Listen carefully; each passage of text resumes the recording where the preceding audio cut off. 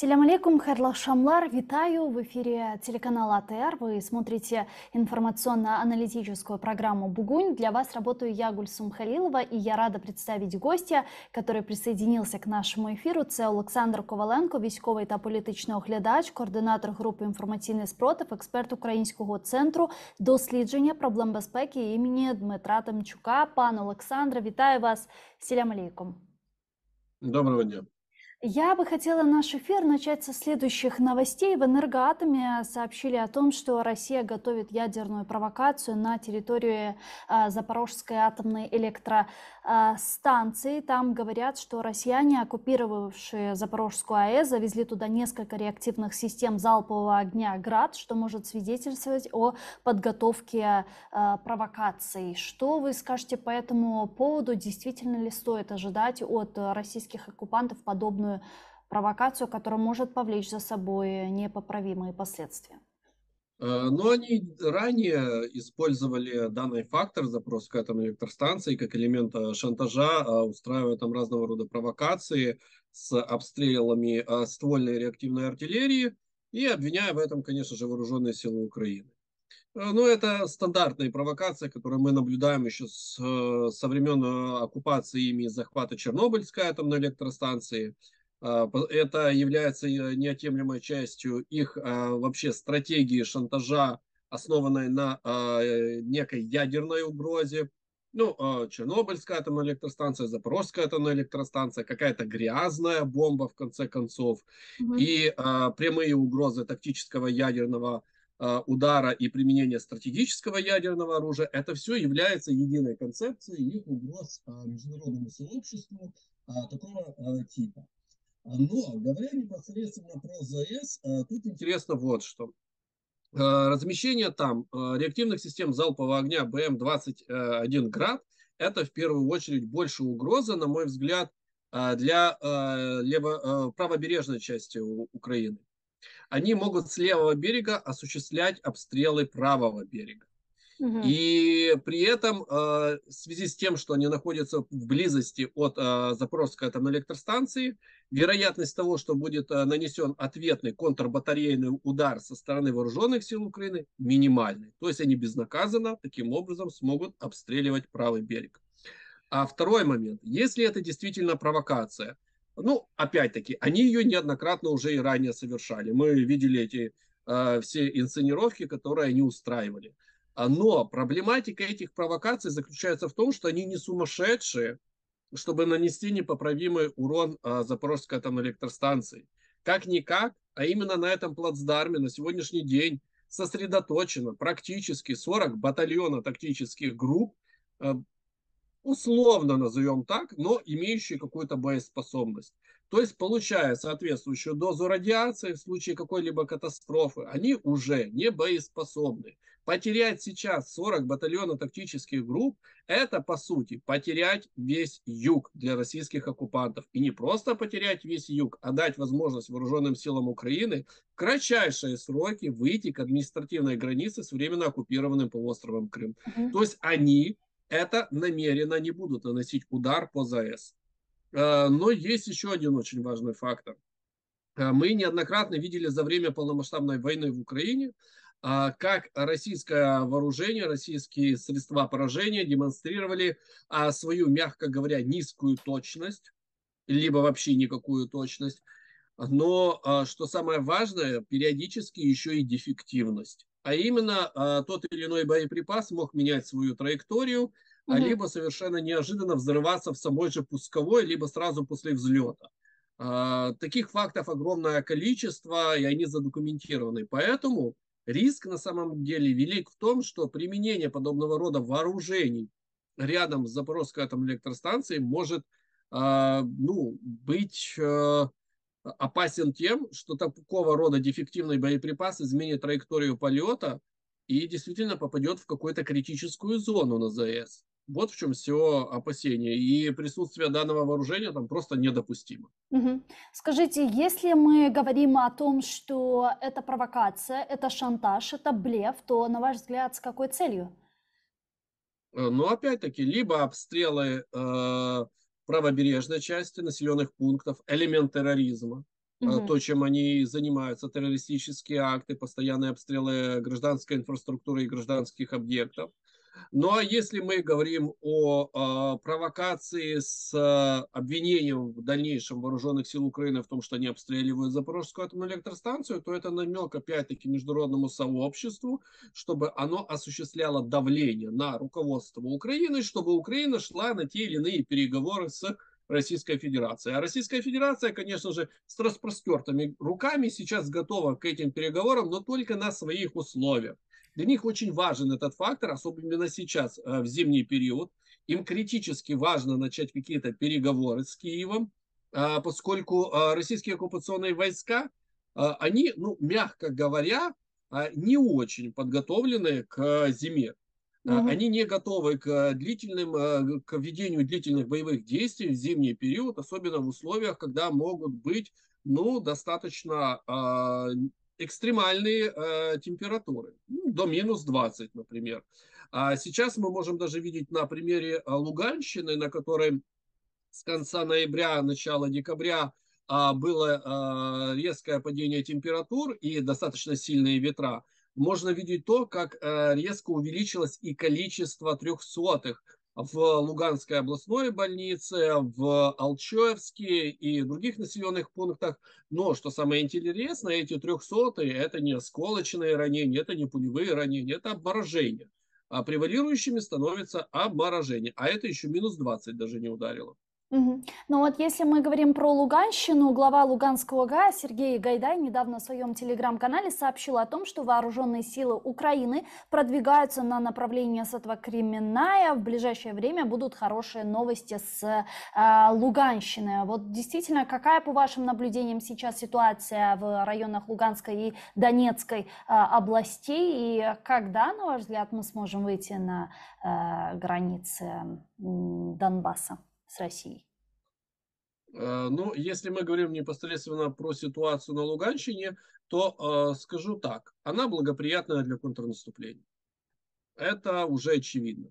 М. Если мы говорим о Кременная Сватово, то Кременная, сейчас я бы так описал ситуацию возле Кременной, это окружение, оперативное окружение серой зоной. Вот именно так это можно характеризовать, поскольку вокруг Кременной именно расширяется серая зона. Серая зона – это когда территория, которая не контролируется ни ЗСУ, ни Мгм. РОВ. Но в том-то и дело, серая зона расширяется в направлении Кременной, то есть РОВ покидают свои позиции. Если российские оккупационные войска, подразделения покидают свои позиции, они не могут их удерживать. Да, там сейчас нет ЗСУ, но они туда могут зайти. Когда это будет им выгодно, а не прямо сейчас, когда эта позиция может быть в равной степени как под огневым воздействием вооруженных сил Украины, артиллерии, так и российских оккупационных войск. Но важен сам факт, что россияне все больше и больше не могут удержать позиции в районе Кременной. Мгм. Второй очень важный в этой локации фактор – это совершенно неожиданно Белогоровка. Поскольку именно Белогоровка является крайне удачным трамплином для осуществления тех или иных активных действий по направлению к агломерации Лисичанск-Северодонецк. Россияне сейчас пытаются именно в этом направлении проводить штурмовые наступательные действия, это мне чем-то напоминает ситуация, которая была на Харьковщине, Балаклея, Гусаров.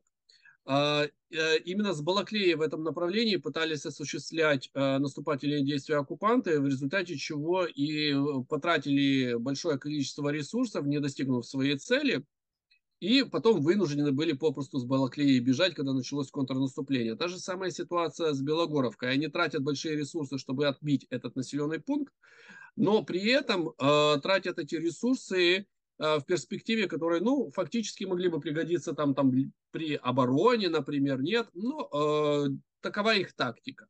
А в районе Сватова другая очень интересная ситуация. Там нет оперативного окружения, даже серой зоны, есть М. только зачатки, назовем это так, оперативного окружения. Но сам тот факт, что трасса Р-66 находится полностью от Сватова до Кременной под огневым контролем вооруженных сил Украины, а на некоторых участках даже и есть физическое присутствие вооруженных сил Украины, что тем более нивелирует возможность сообщения логистики между этими двумя населенными пунктами. Важную роль будет отыгрывать в ближайшем времени события, которые возле Нижней Дуванки будут развиваться, поскольку это уже отрезание Сватова от Троицкого. То есть с территории Российской Федерации на Троицкое и на Сватово попросту не будет осуществляться никакой логистики. Точно так же, как, ну, например, через Луганск, Кременная, Сватово. Остается только Сватово-Старобельск. Но вот Сватово-Старобельск – это как раз то направление, когда, окажись Сватово в оперативном окружении, отрезанная по логистике с севера и с юга, они вынуждены будут попросту бежать именно на Старобельск. Причем именно бежать, а не занимать какие-то промежуточные оборонные позиции для того, чтобы блокировать контрнаступление вооруженных сил Украины. Поскольку от Сватова до Старобельска у них отсутствуют действительно эффективные фундаментальные линии обороны, которые можно было бы занять и блокировать контрнаступление ВСУ. Мгм. Поэтому, на мой взгляд, зимний период на Луганщине, он будет достаточно, ну, скажем так, горячим. Он не замедляет контрнаступление украинских вооруженных сил? Зима нет. Мгм. Зима никогда не являлась определяющим фактором в каких-то паузах, замедлениях и тому подобное. Зимой нужно уметь пользоваться, точно так же, как весной, летом и осенью. Мгм. А каждой порой года нужно уметь пользоваться в тех или иных ситуациях. И фактически у нас, например, в весенний период, март, это освобождение Северного плацдарма. Это в дальнейшем это наше расширение плацдармов на Херсонщине. Это следующий период лето-осень, это освобождение Харьковщины. Это осенний период, это освобождение правобережной Херсонщины и так Мгм. далее, и так далее. Под каждый период, даже я скажу так, под каждый определенный период года не только важно то, как готовится, ну, к примеру, к зимнему периоду та или иная армия готовится к тем или иным действиям. Важно еще и соответствующее их материально-техническое обеспечение, какую технику они будут использовать, а та или иная техника в разные периоды может с разной эффективностью использоваться и так далее, и так далее. Скажем так, вооруженные силы Украины готовились, по сути, к зимнему периоду уже с начала сентября. Российские оккупационные войска, по-моему, даже и на сегодняшний день, даже минимально не подготовлены к тому, что их может ждать в зимний период, что на Южном плацдарме, что на Донбасском То плацдарме. есть речь идет об экипировке, о форме, об амунициях? Это не только про экипировку идет речь. Экипировка, да, конечно, но это первое, что приходит на ум, когда мы говорим о зимнем периоде. Но, Мгм. например, зимний период – это еще потребление горюче-смазочных материалов техникой возрастает в разы. Так. Обогрев военнослужащих тоже за счет горюче-смазочных материалов. Обеспечение соответствующим материально-техническим обеспечением этих подразделений всем необходимым. Снижается эффективность применения того или иного вида вооружений, которая зависит от физического, а не технического фактора. Ну, например, артиллерия, которая заряжается вручную. При минус 15, минус 20 среднестатистическая гаубица 152 калибра может совершать намного меньше выстрелов именно из-за физического, а не технического фактора, а иногда даже технического, поскольку там совершенно другое влияние износа на те или иные ее узлы, и может повышаться даже вероятность ее непригодности к использованию не потому, что она будет поражена ответным огнем, а потому что она выйдет из строя из-за низких температур. И таких факторов огромное количество. И подготовка к ним, учет каждого этого фактора будет влиять на то, какая сторона в зимний период будет доминировать в зоне боевых действий. А если мы говорим про Херсонскую область, как долго российские оккупанты еще смогут удерживать левую часть Херсонской области? Что ж, если говорить про Херсонщину, то левобережную, то там сейчас уже можно констатировать то, что примерно на глубине 10-20 километров Мгм. левого берега сформирована так называемая операционная зона. Операционная зона воздействия. 10-20 километров – это практически по левому берегу та территория, на которой наша ствольная артиллерия и реактивная артиллерия может осуществлять воздействие по объектам и позициям российских оккупантов с минимальным риском контрбатарейной борьбы россиян.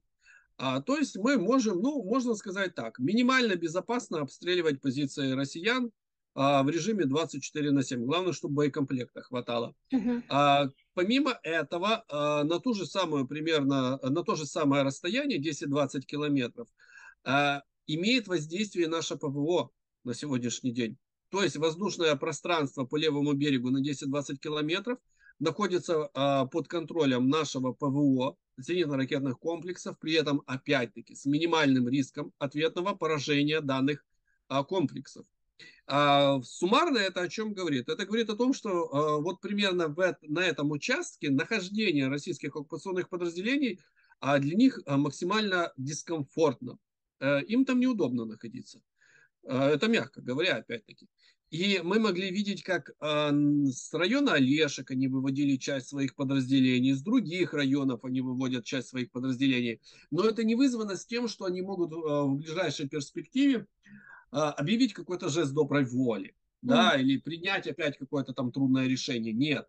Они сейчас пытаются таким образом рационализировать использование своего ресурса. Они оставляют на левом берегу в этой операционной зоне ровно то количество подразделений, которое может обеспечить оборону береговой линии в случае, например, форсирования Днепра вооруженными силами Украины.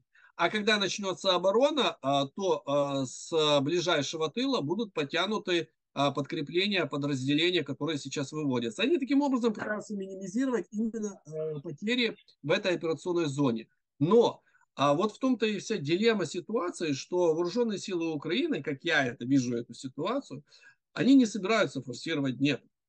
Нам это вообще абсолютно не нужно. Вот этими бессмысленными эпохи Второй мировой войны методами ЗСУ не пользуются. Ну, я напомню, например, форсирование Сиверского Донца, Мгм. когда российские оккупанты фактически за сутки потеряли батальонно-тактическую группу. Вот просто во время форсирования. Потому что эта локация находилась под полным огневым контролем артиллерии ЗСУ. И этим все и закончилось. Вот они мыслят своими какими-то, ну я даже не знаю, материями, назовем это так.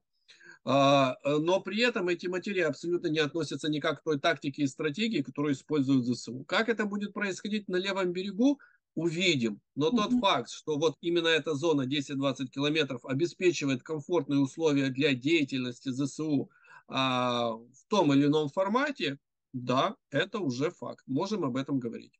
Ну, абсолютно логичные действия, абсолютно логичные заявления политического руководства России. И очевидно, что они, не добиваясь абсолютно никаких успехов на фронте, пытаются терроризировать украинский народ и при этом бьют по нашей энергетической инфраструктуре. И, кстати, совсем недавно президент России Путин прокомментировал удар по нашей энергетической инфраструктуре. Он сказал, то есть, точнее, он признал, что да, мы делаем это, он сказал и задался вопросом, а кто начал? И я просто не понимаю, на кого вообще это ориентировано, на каких глупых людей ориентирован этот вопрос, и настолько циничный, да, кто начал. Ну, в смысле? Как бы вы это прокомментировали? Ну, это ну, тут я бы мог сказать достаточно просто. Это для внутреннего потребителя информационного фастфуда. Они потребляют этот фастфуд в режиме 24/7 и просят добавки. Ну, почему бы им не давать что-то более забористое? Я помню тот период, когда, ну, например, такая должность, как глава службы внешней разведки Российской Федерации, это было что-то такое, знаете, вот как какой-то некий серый кардинал, вот прямо что-то такое серьезное, с уважением к этому относились даже после 2014 года.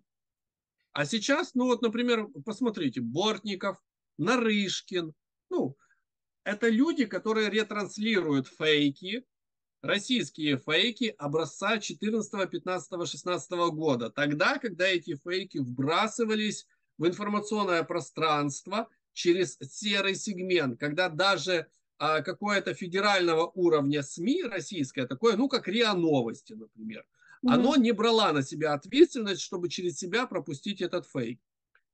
Ну вот если в Совете Безопасности ООН представитель Российской Федерации предлагает прочитать несколько томов, посвященных тому, как в Украине готовились боевые комары, ну о чем еще можно говорить? О чем еще можно говорить? Нет, ну вы посчитаете, вот. А кто-то же эти тома написал, кто-то же вложил в это, скажем так, душу. Вот точно так же и с Путиным, который ретранслирует вот этот вот весь маразм, Мгм. как, ну, скажем так, президент, так или иначе, любой страны, это, по сути, лицо номер один, которое можно, да, можно его там критиковать, можно поддерживать, совершенно разные испытывать эмоции и чувства, но обычно, когда что-то ретранслирует президент, когда он что-то говорит, это должна быть максимальная правда. Это должна быть информация, которая проверена, которую не можно опровергнуть, и не можно этого президента окунуть лицом в лужу. А вот Путин это как раз тот президент, который каждый раз, когда открывает свой рот, его сразу можно опускать не просто в лужу, его нужно погрузить в болото и все, и не всплывать, пока, в принципе, рот-то и не закроется. Но Это он, человек, который кстати, ретранслирует ложь. да, он, кстати, мотивировал это тем, что вот когда он сказал, а кто начал, дальше он продолжил, кто ударил по Крымскому мосту, спросил Путин, кто подорвал линии электропередачи с АЭС Курска, кто не подает воду Донецк и так далее, и еще несколько вопросов. И, конечно, здесь хочется вообще задаться, а кто вообще 8 лет назад оккупировал Крым, а кто незаконно построил этот Керченский мост, которого там вообще не должно быть, а кто начал войну на востоке Украины, и впоследствии широкомасштабное вторжение, да, то есть причинно-следственных связей вообще нет, и мне сложно понять, что у других людей, которые это слушают с полным отсутствием критического мышления, они этому верят. Как это происходит? Неужели народ 140-миллионный настолько оболванен этой пропагандой? Неужели просто нельзя выстроить причинно-следственную связь? А зачем? 300 тысяч человек нужно призвать, чтобы компенсировать потери в войне против страны, которая на вас не нападала. 300 тысяч человек. Ну, давайте так, на секундочку. Пока они призывали эти 300 тысяч, хотя Мгм. они их даже и не призвали на самом деле, опять-таки еще одна ложь от Путина, что перевыполнили план. А пока не призывали вот этих вот всех частично мобилизованных, сколько из России убежало именно мужчин призывного возраста, здоровых, крепких? Сколько их убежало из России? Миллионы, В да. Грузию, в Казахстан, Монголию, Армению. Ну, те страны, которые эти мужчины, имея, кстати, среднестатистический заработок выше по России самой, среднему уровню, и которые привыкли там к Бали, к Таиланду, ну вот они убежали в Монголию. Вот, в Армению, вот отличный вариант. В Армении провести конец своих дней. Так вот, они туда бежали. В количестве более, на тот момент, когда это все началось и продолжалось, ну, последняя цифра, с которой я столкнулся, это было 700 тысяч. Мгм. Более 700 тысяч бежало. Вопрос, а если бы примерно 50 тысяч собралось где-нибудь на какой-то площади, ну, к примеру, Красной, и сказала свое жесткое нет этому режиму, Вова, заканчивай на самом деле. Да нет, этого не произошло. Конечно же, проще забежать. В этом-то и менталитет. В этом и менталитет среднестатистического россиянина. Бесхребетный, аморфный, безвольный и, что очень важно, никчемный. Мгм. Вот и все. Вот. Никчемная нация, которая не способна отстаивать свои права даже тогда, когда ее не просто тысячами, десятками, а в скором это будут сотни тысяч. Вот я сейчас со своими коллегами забился даже, у нас спор. До Нового года будет у нас 100 тысяч уничтоженных российских оккупантов или не будет? Вот я уверен, что будет, что у Мгм. нас есть все на это шансы. Так вот, их уничтожают. Геноцид украинского народа происходит сейчас, да, мы защищаемся, мы обороняемся, мы входим в историю как героическая нация. Как входит в историю Россия? Как чмобики, как насильники, как мародеры, как банально военные преступники на уровне террористов, и которые при этом нация достаточно многочисленная, не может отстоять свои права, не может это остановить. В Украине было, на моей памяти, 3 революции. Революция на граните, помаранчевая революция, революция гидности. Революции, когда мы отстаивали свои права, даже когда в нас стреляли, даже когда гибли. Этим есть чем гордиться. Что есть у современной России? Ее кидают в нацию десятками, сотнями тысяч в мясорубку, а они молчат и ждут, ну когда же придут эти 7 миллионов? Ну когда же? Через месяц, через два, может быть даже и никогда. Но могут привезти на следующую зиму дровишки. Если на эту, они, конечно же, не замерзнут окончательно, в ожидании того, что замерзнет кто-то в Берлине или в Монако. Ну или в ожидании того, что замерзнем мы и выйдем там на какой-то протест с предложением «давайте переговариваться, мы устали», чего, Давайте конечно же, дружить. Да. да, давайте, чего, конечно же, не будет. Хотя они рассчитывают на это, очевидно, когда бьют по нашей энергетической инфраструктуре. И все больше и больше говорят, что у них там ракет практически не остается, и более того, они начали использовать стратегический запас. Так ли это? Что ж, насчет ракет это все очень интересная история. Просто я уже об этом давно говорю, об этом давно пишу. К сожалению, от этого как-то понимания не возникает Мгм. именно той ситуации, которая складывается. А понимание на самом деле достаточно простое. Россия это та страна, у которой никогда не закончится ракета. Так, Никогда. это как? Потому что у нее есть производство ракет. Они могут производить ракеты Х-101, Х-59, крылатые ракеты «Калибр», 9М723, 9М728. То есть у них широкая номенклатура производства ракетного вооружения. Но это производство зависит от двух очень важных вещей. Первая вещь это возможности по количеству производства технологических линий. Технологические линии у них деградированы со времен Советского Союза, поэтому в большом количестве они не могут их производить. Например, для ОТРК «Искандер» они в период отсутствия санкций, то есть это 2000-е годы, даже не 2014 и после, они производили в этот период, опять-таки напомню, что это благоприятный период доступности к западным технологиям, сверхприбыли от нефти и газа и так далее, и так далее. Они производили 3-4 ракеты для УТРК «Искандер» в месяц. Вот такие у них были масштабы тогда, когда они как коты в масле катались. Мгм.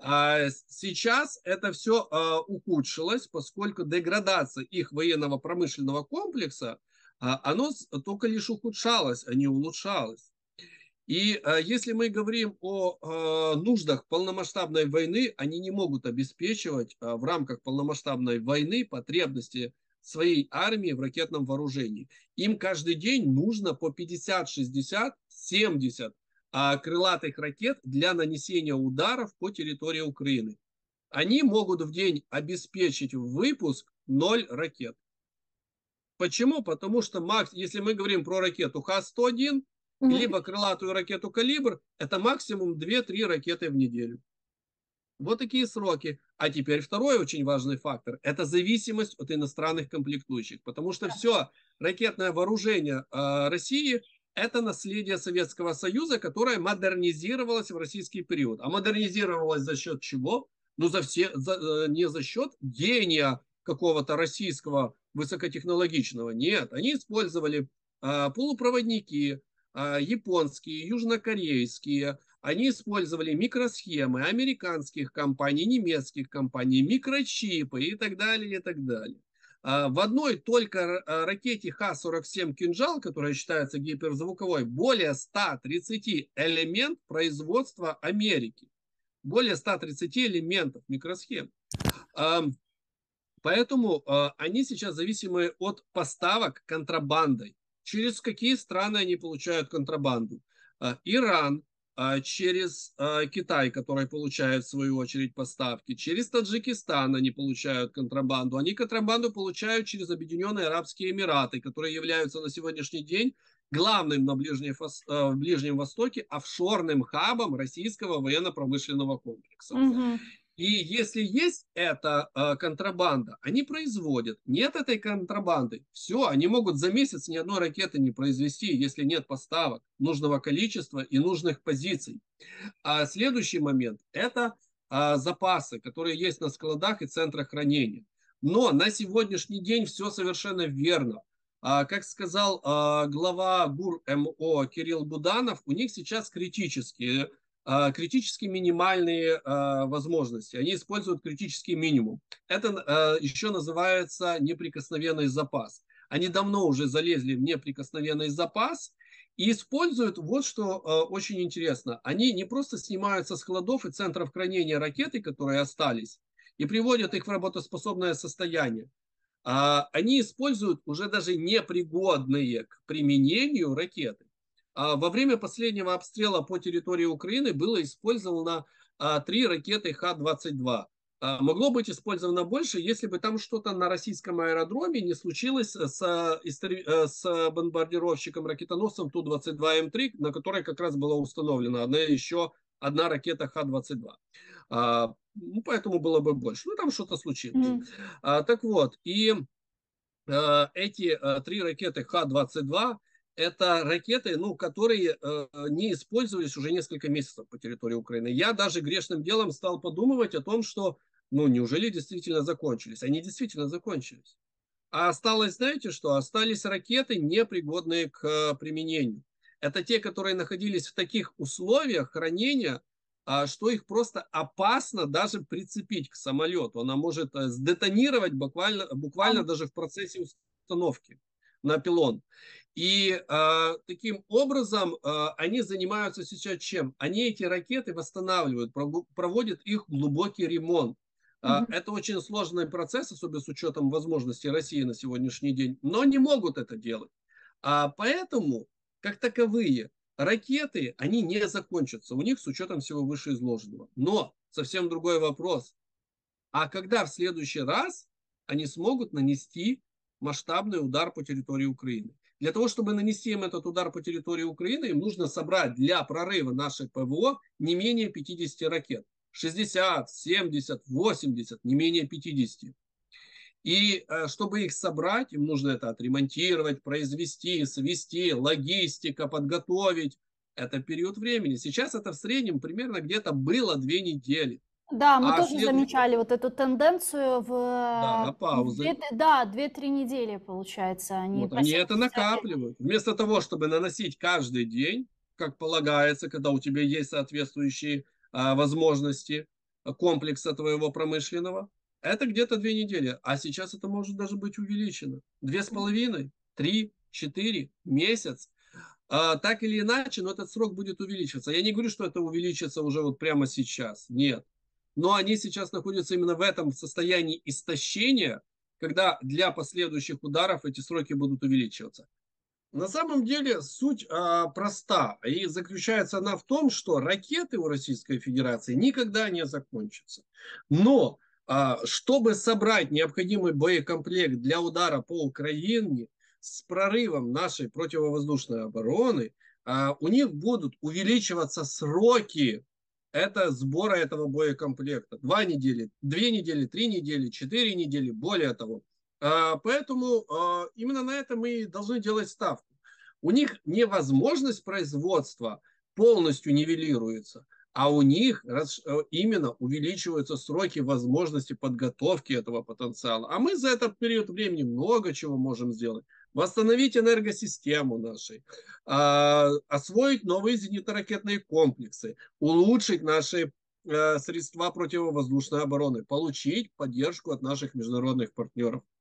Вот, кстати, по поводу получить поддержку от наших международных партнеров. Очевидно, что Российская Федерация сегодня пытается спровоцировать гуманитарную катастрофу, что запрещено абсолютно по всем конвенциям. Это абсолютный терроризм, который не касается вообще правил ведения войны. Да? То есть какое отношение к войне имеет какой-то удар по трансформатору, да, во Львове. Но это делает Россия. И здесь, конечно же, не может не беспокоить реакция наших партнеров, реакция НАТО, у которых есть достаточное количество систем противоракетной и противовоздушной обороны, о которых мы уже говорим на протяжении последних 9 месяцев, о необходимости их предоставления нам. Речь идет о патриотах. Вот они там с Германией, с Польшей обсуждали, что Германия их может передать Польше. Польша хотела нам, а там говорят нет, вот пусть на территории Польши. Вот почему такая реакция?